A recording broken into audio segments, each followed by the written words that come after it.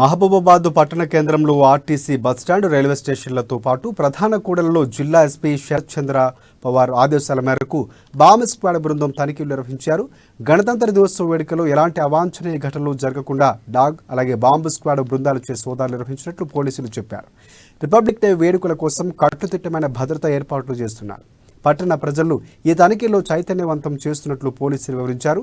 అలాగే dog bomb squad బృందాలు పట్టణంలోని అన్ని చోట్ల ప్రజలకు ఎలాంటి ఇబ్బందులు కలగకుండా సోదాలు చేశామన్నారు పోలీసులు.